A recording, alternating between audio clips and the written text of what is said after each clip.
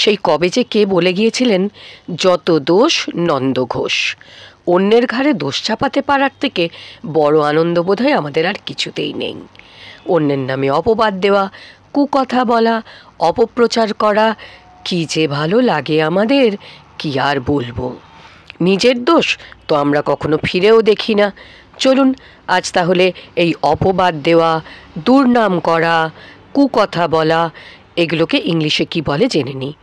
এই ধরনের বদভ্যাসকে ইংলিশে বলা হয় to spread bad mouth. To spread bad mouth.